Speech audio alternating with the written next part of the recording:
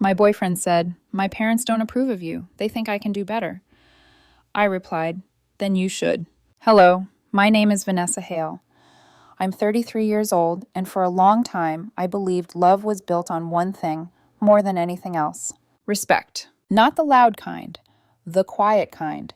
The kind that shows up in the way someone speaks about you when you're not in the room, the way they correct people when you're being judged, dismissed, or reduced, the way they stand beside you without making you ask for it. For 4 years, I thought I had that with Nathan. We weren't chaotic, we weren't dramatic. We had routines, shared groceries, quiet weekends, familiar habits.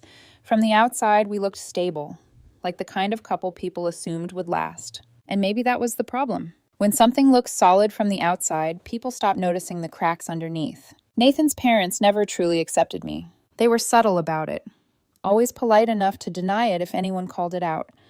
His mother would smile while asking about my work, then casually bring up some other woman she thought was more accomplished, more polished, more suitable. His father was quieter, but colder.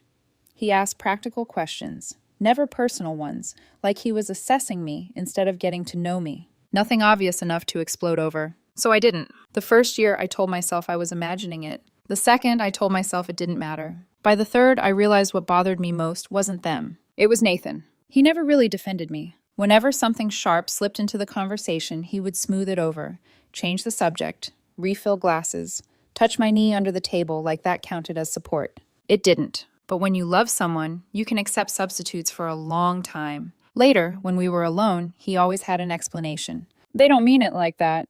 They're just old-fashioned. You know how my mom is. It's not worth a fight. And because he said those things calmly, because he still held me at night like nothing was wrong, because the rest of our life together still looked real, I kept believing he was on my side. Looking back, I know better now. Avoiding conflict is not the same as protecting someone. That realization didn't happen at one of their dinners. It happened at home, late at night. The dishwasher was running softly in the kitchen. A single lamp lit the living room. Nathan sat across from me on the couch, one arm resting along the back cushion, looking far too calm. That was the first thing I noticed. He didn't look upset. He didn't look guilty. He looked prepared, like he had already rehearsed what he was about to say. "My parents don't approve of you," he said. I didn't respond right away. Not because I didn't hear him, because of how he said it. Not like something painful, not like something we needed to face together. Just a fact, flat, settled, like a conversation had already happened somewhere else, and I was only now being told the result. Then he added, "They think I can do better." That was the moment everything shifted. Not because I hadn't suspected his parents felt that way, because of the way he said it. I looked at him and asked, "And what do you think?" He hesitated, just for a second, but it was enough. His eyes moved away. His jaw tightened slightly. He hadn't expected me to ask that so directly. Maybe he thought I would get emotional first. Maybe he expected me to defend myself. Maybe he thought I would fight to keep the conversation comfortable for him. I didn't. I just waited. Then he said, "I don't know." That hurt more than if he had been cruel. Cruelty would have been clear. Anger would have given me something to push against. But uncertainty, in that moment, meant something worse. It meant my value to him had become negotiable. I leaned back and looked at him. "They think you can do better," I said quietly. He nodded once. "And you're not sure they're wrong?" He didn't answer. Then he said the thing people always say when they want honesty to sound noble. "I'm just being honest." I almost laughed. Not because it was funny, because it was predictable. Honesty without loyalty isn't integrity. It's exposure. I held his gaze and said, "Then you should." He blinked. "What?" "If you think you can do better," I said evenly, "then you should." That was not what he expected. I saw it immediately. The confusion, the shift in his posture, the way the control he thought he had in that conversation slipped just enough for him to feel it. Because he didn't start that conversation to end things. He started it to test me, to see how much I would tolerate, how much doubt he could place in front of me before I started proving my worth to him. But the moment someone asks you to compete with the opinions of people who never respected you, something in the relationship is already broken. "Vanessa, that's not what I meant," he said. It sounded clear. "You're twisting it." "No," I said softly. "I'm hearing it." The room went still after that. The dishwasher kept running. A car passed outside. Somewhere above us, a door opened and shut. Ordinary sounds. Indifferent sounds. The kind that make a painful moment feel even colder because the world doesn't pause for it. Nathan rubbed a hand over his face. "You know how they are." That sentence. I had heard versions of it for years. like their behavior was weather, like I was supposed to adjust around it, like disrespect became easier to excuse just because it was familiar. I looked at him and felt something inside me settle. "No," I said. "I know how they are. I just finally know how you are too." That hit him harder than anything else. "You're acting like I chose them over you." I didn't raise my voice. "You did." Another silence. "I didn't say I agreed with them. You didn't disagree either." That was the truth. Simple, clean, final. And once a truth like that is spoken aloud, it doesn't need much else. He sat back down, but he wasn't as calm anymore. The certainty he started with was gone.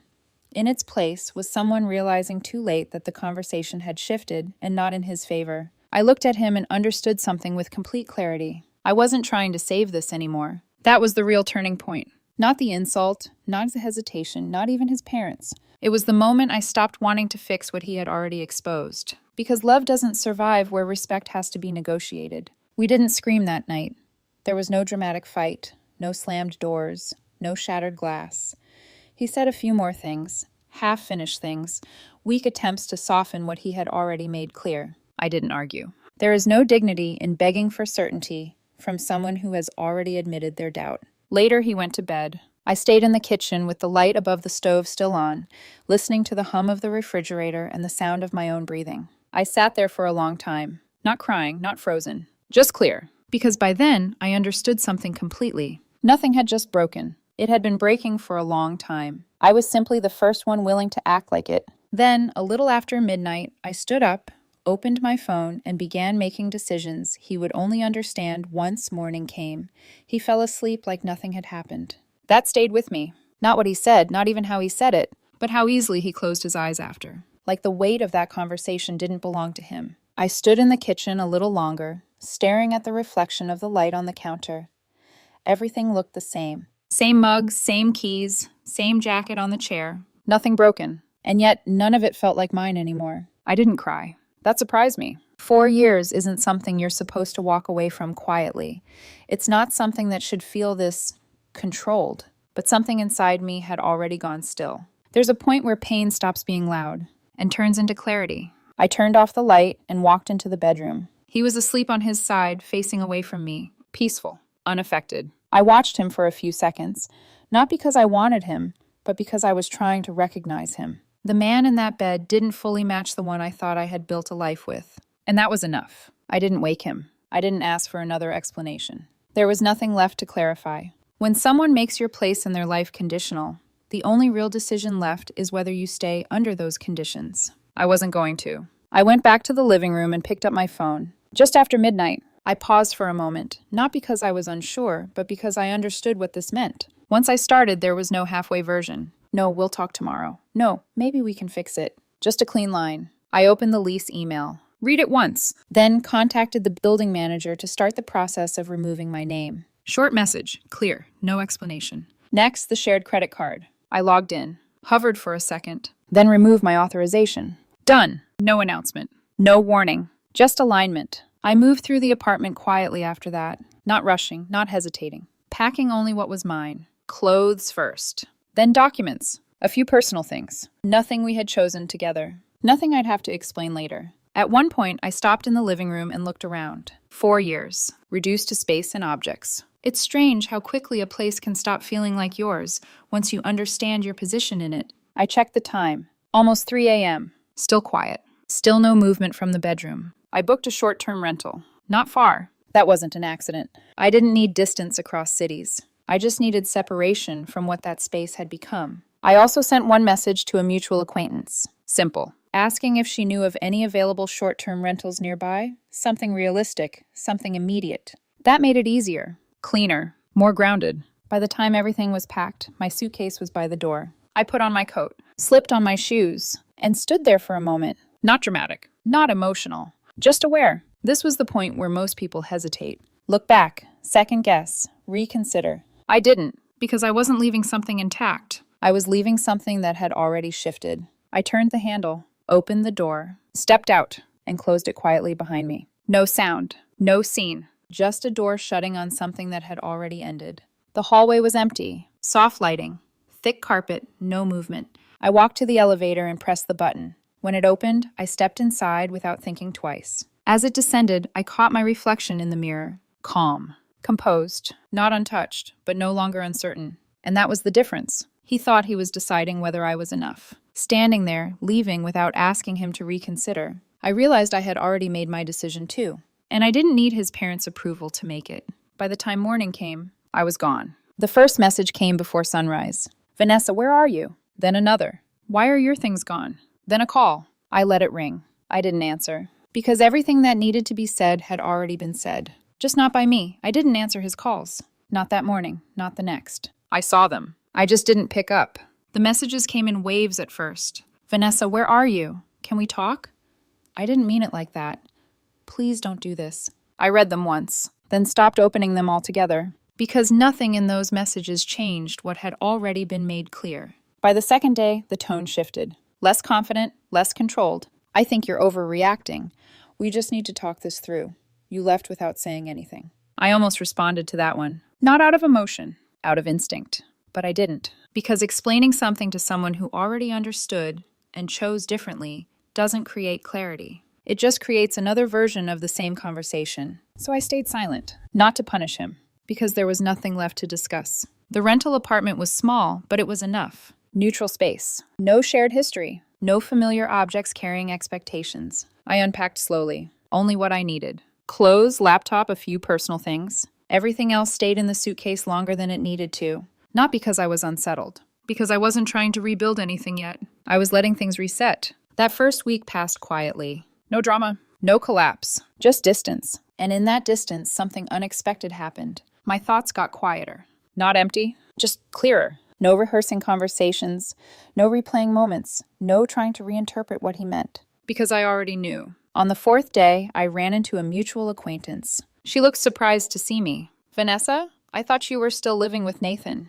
I moved, I said. She paused. Everything okay? Yes. That was all I gave her. It was enough. Because people don't need details to sense when something has shifted. They just need certainty. She hesitated, then added, He's been staying with his parents. I nodded once. I figured. Of course he had. Back to the place that had shaped the decision in the first place. That didn't feel ironic. It felt consistent. That night, I thought about it for a few minutes. Not about him, about the pattern. How easily outside opinions become internal decisions when they're never challenged. How quickly something private becomes something negotiated. Nathan didn't question it. He absorbed it, then brought it back to me as uncertainty, and expected me to stay while he figured out what to do with it. I didn't, and that changed everything. By the sixth day, the messages slowed. Not because he stopped trying, because he ran out of ways to say the same thing. That's the part people don't expect. They think persistence changes the outcome. It doesn't. Not when the foundation has already shifted. That night, I went to bed without checking my phone. No curiosity. No pull. Just stillness. Because at some point, closure stops being something you wait for and becomes something you choose. The next morning, the knock came. Soft, but steady. Not hesitant. Not unsure. I sat up, already knowing this wasn't random. I walked to the door. Paused for a second. Not to prepare. Just to confirm something inside myself. Then I opened it. Nathan was standing there, his parents behind him. And for the first time, they weren't looking at me like I needed to prove anything. They were looking at me like something had already gone wrong. Nathan stood there, his parents just behind him. For a moment, no one spoke. The hallway lights spilled into the room, stretching past my feet. They didn't step in right away. Not like before. Not like people who assumed they were welcome. That was the first change. Vanessa, Nathan said, quieter than I'd ever heard him. Can we talk? I didn't answer immediately. I just looked at him. Really looked this time. The certainty he had that night was gone. The calm confidence, the measured tone, none of it was there anymore. In its place was something uneven, something that had been shaken. His mother stepped forward slightly. We didn't realize things had gone this far. I tilted my head just a little. It didn't happen all at once. That landed. Because that was the truth. Nothing about this had been sudden. They just hadn't noticed when it mattered. His father cleared his throat, his voice more controlled. We may have misjudged you. I held his gaze. May have? A pause. Then, more direct this time. We were wrong. There it was. Simple. Too late. Nathan stepped forward now. This isn't about them anymore. This is about us. Us. I almost repeated it. Because the version of us he was referring to didn't exist anymore. You made it about them, I said.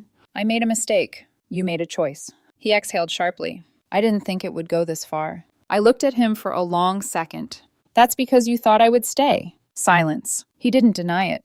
Because he couldn't. That had been the assumption from the beginning. That no matter how uncertain he sounded, no matter how much doubt he introduced, I would still be there while he figured it out. I stepped back slightly, opening the space, but not inviting them in. I didn't leave because I was angry, I said. I left because I understood. No one interrupted. I understood that I was in a position where I had to prove my value, I continued.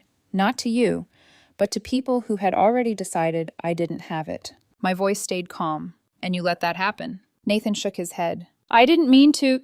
I know. And I did. That was the problem. He didn't mean to hurt me. He just wasn't willing to stand for me. And that difference doesn't fix anything. His mother's voice softened. We're here now. That has to mean something. It does, I said. A flicker of hope crossed her face. Then I added, it means you understand what happened. The hope disappeared, because understanding doesn't undo anything. Nathan stepped closer again. I don't want this to end like this. I met his eyes. It didn't end like this. He frowned slightly.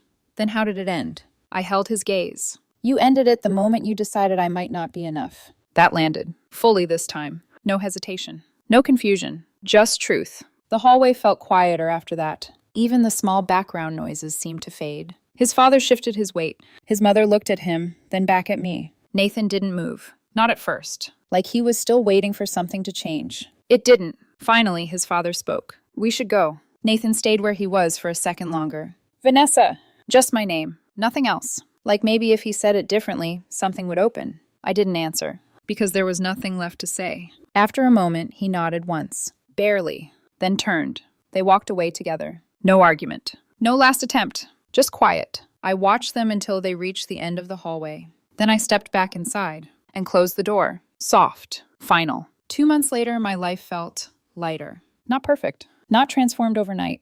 Just steady. I found a place of my own. Built new routines. Mornings that belonged only to me. Evenings that didn't depend on anyone else's uncertainty. Nathan tried to reach out. Not directly. Through mutual connections. Indirect messages.